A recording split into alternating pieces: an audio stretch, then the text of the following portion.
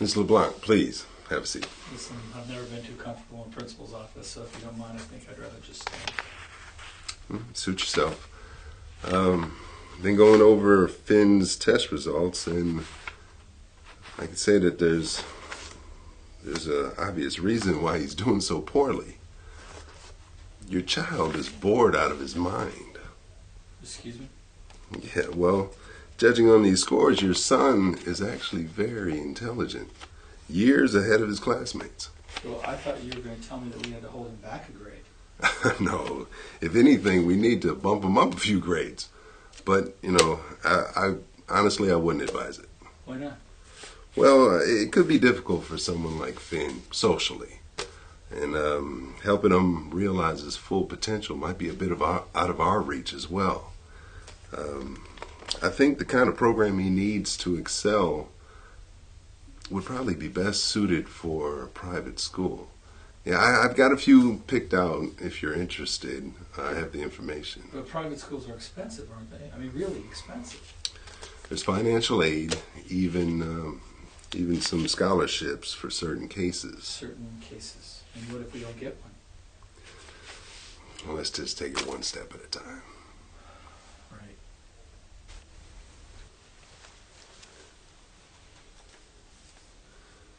You're not eating very much, are you okay? Yes, and that's actually the second time that you've asked. And I'm still feeling fine. Okay. So, how's Brett? He is okay. Although I think he wants more out of the relationship than I want to,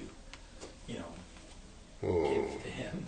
He's not pressuring you, is he? No, he's not like that, Dad. I'm sorry. I just know that you're getting to an age where you might start to feel things that you haven't felt before. Oh, like loss of appetite?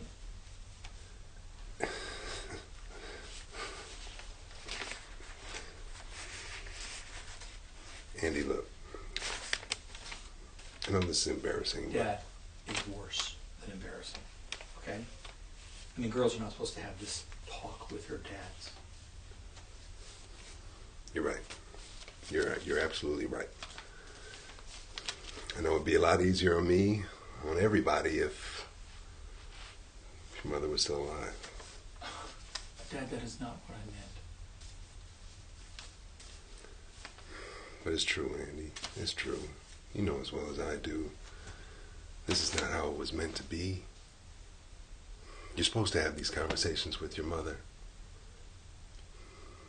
And I'm supposed to be the one to help you with your first car or other dad stuff like that. It's just not how it played out. So, as awkward as it might seem to be, I still want you to feel like you can come to me, talk to me about anything, okay? Okay. Can we start with the car? Excuse me, sir. We're here about a 501c3. Yeah, the forms are online or through the mail. See the sign on the wall? Oh, well, we already have our forms.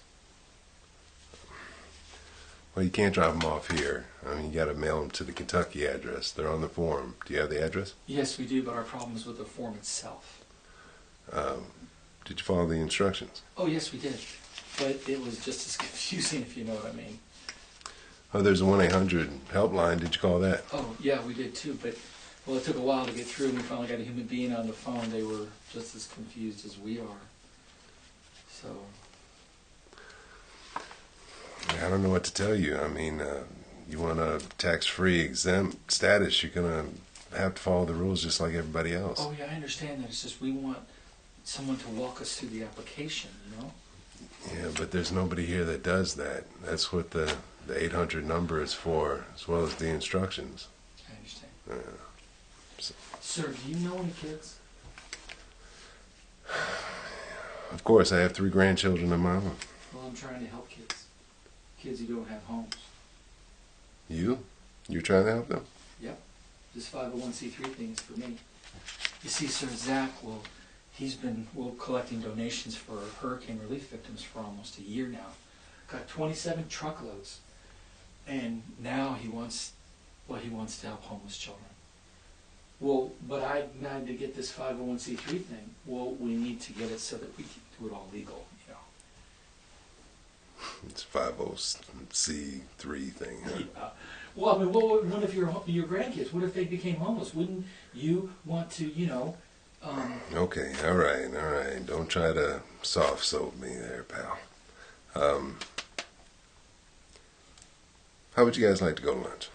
oh, that would be great. Sorry about the air conditioning. Should be fixed by now. Your resume looks okay. Got an opening in 5th grade.